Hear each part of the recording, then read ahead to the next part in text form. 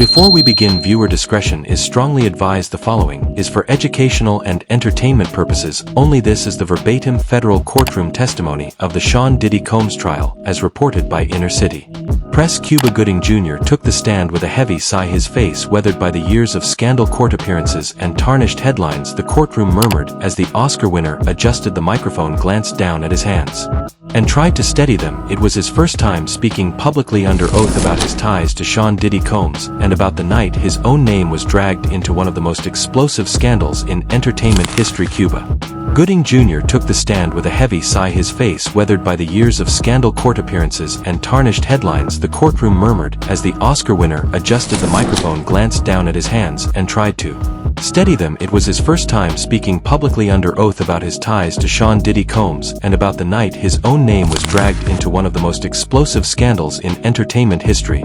"I'm not here to protect anyone anymore," he began, voice low but steady. "I'm here to tell the truth, even if it hurts, especially if it hurts." The prosecutor walked him through his early interactions with Diddy: casual parties, industry mixers, yacht invites. "I met Sean through a mutual friend in the early 2000s, Cuba explained. "He was charismatic, powerful, and knew how to make you feel like you were the most important person in the room, but that charm came with a price." When asked about the infamous yacht party where Diddy allegedly tried to serve him up a young man named Lil Rod, Cuba's eyes dropped. He swallowed hard. "I didn't know what was going on at first. I thought it was just another party, but there was something about the way he kept saying, 'I got something special for you.'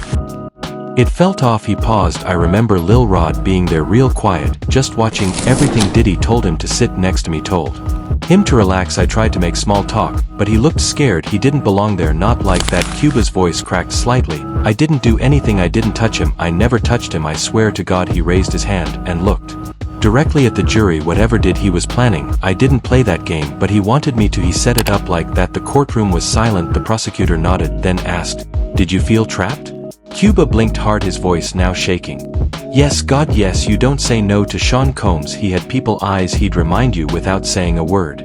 I got up and left early that night. I knew something was wrong. I've made mistakes plenty, but not that, never that." Then came the tears. Cuba reached for a tissue. His hand trembled. "I was in the headlines for things I did, yes, and I've owned up to those. I plead guilty. I paid settlements. I went through hell, but this wasn't me." He took a long breath and continued, "And when my name came up in this circus, I thought I'd lose my mind. I've worked my whole life, and now people think I was part of that madness. Number, I'm here because I want people to hear it from me, not a blog, not a whisper me." The prosecutor played a recording from a deposition where Lil Rod described the encounter. Cuba stared ahead as the words echoed in the courtroom. When it ended, he cleared his throat. "If I ever made anyone feel uncomfortable, I'm sorry, but I didn't touch that kid. I didn't touch anyone at that party. And if Sean's team wants to use me as a scapegoat now that the walls are caving in, they picked the wrong man." He looked down, folded the tissue in his hand, and whispered, "I should have said something sooner, but I was scared."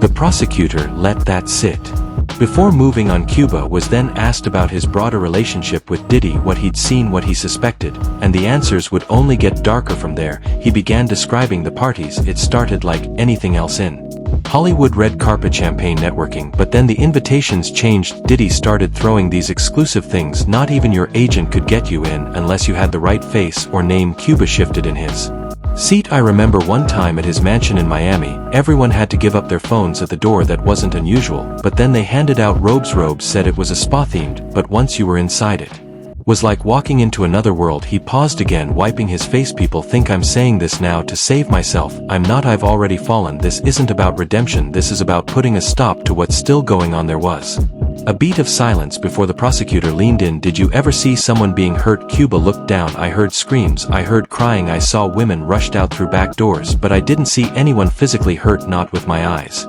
But I knew." We all knew. The courtroom sat motionless, as if afraid that even breathing too loud might break the gravity of what was unfolding. Cuba Gooding Jr., the man once cheered for yelling, "Show me the money," was now crying, not for himself, but for what he failed to stop, for what he may have helped hide simply by staying quiet.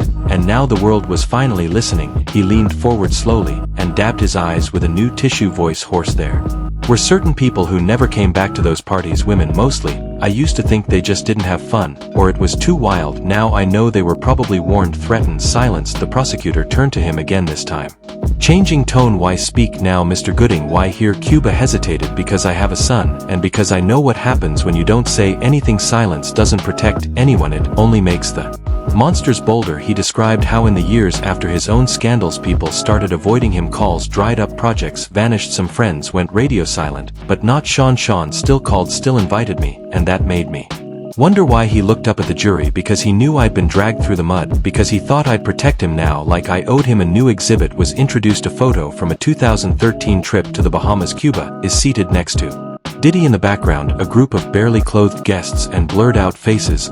I didn't know they were that young, he said. No one asked, no one checked, we just smiled for the camera. He closed his eyes tightly, holding back more tears. That picture haunts me because I look happy, I look like I'm having the time of my life, and all I can think now is how many people were suffering around me. The judge called for a 10-minute recess. Cuba stayed in his chair, rubbing his face and whispering something that only the courtroom mics picked up. God forgive me. As the jury filed out, the tension lingered like smoke. No one cheered, no one whispered. They just watched the broken man on the witness stand, caught between his past and a chance to finally tell the truth. Cuba returned to the witness stand after recess with a different kind of tension in the air. His suit was slightly wrinkled now, his eyes bloodshot. He didn't need prompting to continue.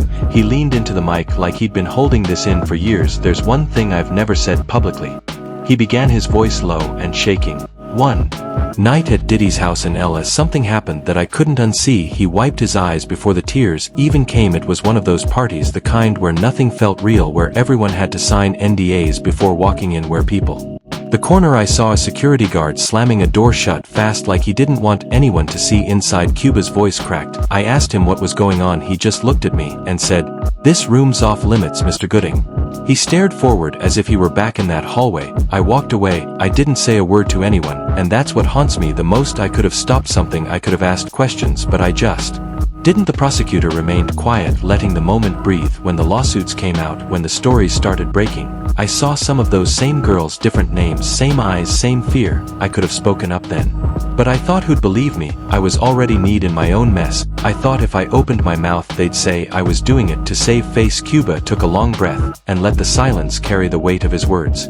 But it wasn't just me staying quiet. There were dozens of people at those parties, actors, producers, athletes, influencers, big names, and they saw the same things, maybe worse, but they said nothing, just like I did. And that's the real sickness, the silence, the shame. He sat back staring at the ceiling. People think Hollywood is a dream, but sometimes it's just a polished nightmare. Cuba straightened his posture, gripping the arms of his chair as if bracing for impact. When the FBI raided Diddy's house, he said, I wasn't surprised, I was relieved. He looked toward the gallery where reporters scribbled notes and observers leaned forward. That day, I was waiting. I knew it was coming. Hell, I hoped it was, because if they took him down, maybe people would stop calling me crazy for what I'd seen. The prosecutor asked if he had ever seen videos or recording, surveillance or otherwise, at any of these parties. Cuba nodded. Diddy had cameras everywhere, some out in the open, others hidden. I once asked about it, and he joked, I like to keep memories. He swallowed hard, but they weren't memories, they were weapons. He paused. Sometimes people would leave their phones behind, and Diddy would have them returned, but not before they were searched. One guy, a producer I won't name, got blacklisted for years after one of those parties. Rumor was he threatened to go public. Next thing we knew, his deals vanished overnight. The prosecutor pressed, Did he ever threaten you directly?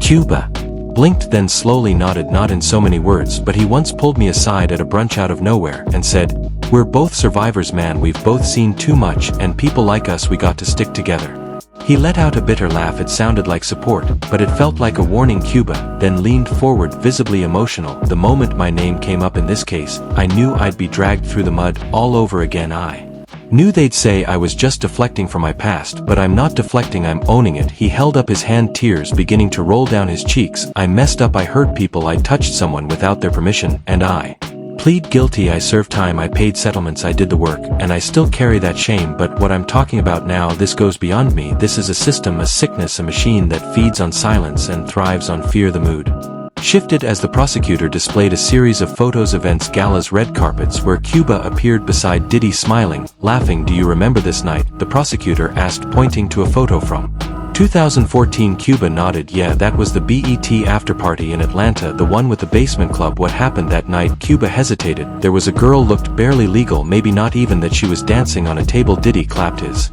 hands and pointed to her. A few minutes later security had her in a side room. I never saw her leave. The gallery stirred. One juror covered her mouth. Did you report it? No. Cuba whispered. Didn't. I told myself she'd be fine, that it wasn't my place, that I didn't see anything clear enough to say something, but deep down I knew. He looked around the courtroom. You see this industry from the outside and think everyone's living the dream, but when you're inside you realize the real currency isn't money, it's secrets. He took a long pause, breathing through his nose. Diddy had secrets on everyone, and people knew that if he had something on you, you kept quiet. If he didn't, you still kept quiet, just in case. The prosecutor approached with one final question for this segment. What do you want the world to take away from your testimony today? Cuba looked directly into the camera streaming this moment across the globe, and spoke slowly, that the truth matters, that your past mistakes don't disqualify you from protecting others, and that if you stay silent long enough you become part of the problem. I won't be part of the problem anymore. He wiped away another tear. I was afraid I was selfish, but I'm not that man anymore, and if telling the truth now saves even one person from going through what I saw, then maybe it's not too late. The judge called for another recess, but this time Cuba stood on steadier legs. Cuba Gooding Jr. returned to the stand after the recess.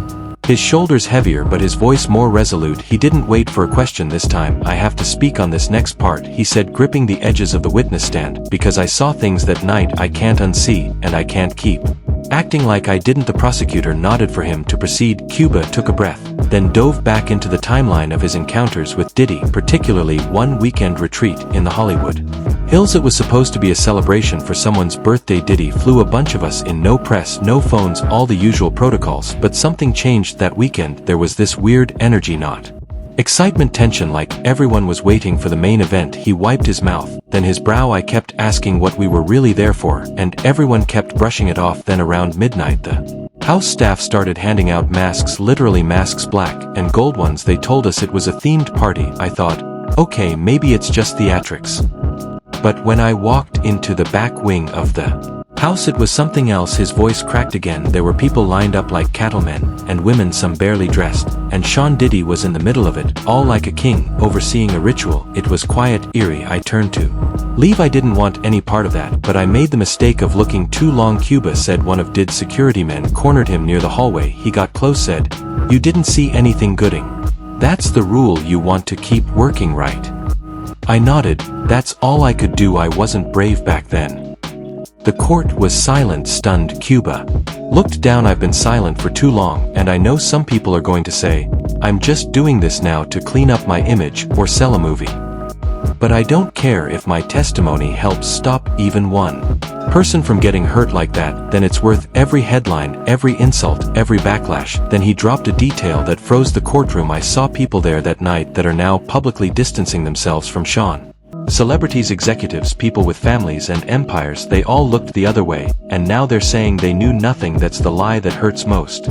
He continued, more composed but still visibly shaken. The reason I'm speaking now is because I watched that house turn into a graveyard of innocence, and I did nothing. I'm not going to make excuses anymore. I was complicit by staying quiet. He paused, swallowing his shame. At another party in Las Vegas, I saw a young woman being pulled down a hallway. I didn't know her, I didn't even know her name, but I saw her eyes, I saw her trying to signal me, and I did nothing. I just walked away. Cuba leaned into the mic. It keeps me up at night, every night, because the truth is there were dozens of those girls over the years, and we didn't ask questions. Nobody did. We were too scared, too selfish, too deep in the world. Diddy built the prosecutor asked if he ever told anyone. Cuba nodded. I tried. Once I called a lawyer friend of mine back in 2016, told him about the masks, the parties, the silences. He told me to drop it, said the NDAs would bury me, said I'd be painted as unstable because of my own charges. So I stayed quiet again. His voice grew firmer. But then Cassie came forward, then Lil Rod, and I realized I wasn't the only one with nightmares. I wasn't the only one carrying guilt. That gave me the courage to reach out to the prosecution to say, put me on the stand, I'll talk. Because if someone had done that for that girl in Vegas, maybe her story wouldn't be a cautionary tale now. He Wiped his eyes again. I'm not looking for redemption that's between me and God. I'm looking for justice for the people who got hurt, for the names we'll never know, for the ones who never made it out of those houses. Then he looked toward the defense table where Diddy sat stone-faced. I hope you hear this, Sean. I hope you remember every name, every scream, every party you turned into a prison, because we remember now, and the truth is louder than your money has. Cuba's final words echoed through the room. The prosecution gave him one last question. What do you want the world to take from your testimony? Cuba looked straight ahead. That silence is a chain, and I broke mine. I want people to know that you don't have to be perfect to speak out. You just have to be honest. You just have to be done with the lies. He continued. Hollywood has this sickness, this addiction to power, and Sean, he was the dealer. He made people feel like gods. And in return they gave him loyalty. I know, because I was one of them, and it cost me my career, my reputation, maybe even my soul. He adjusted his seat. I lost years trying to rebuild what I'd broken in myself, and I'll never fully get back what I lost. But I can be a witness, I can be a voice. Then suddenly his composure broke again. He began to cry, not from guilt this time, but from relief. I can't keep carrying it. I can't keep pretending I didn't see what I saw. He stood unasked and addressed the room like a confession to the world. I'm sorry to the women, to the people who thought I was better, to the ones I didn't save. I'm sorry. He sat down, drained. The courtroom sat in stunned silence. The prosecutor simply said, "Thank you, Mr. Gooding," and rested the case. No more spin, no more speculation. Just the truth, raw, human, and long overdue.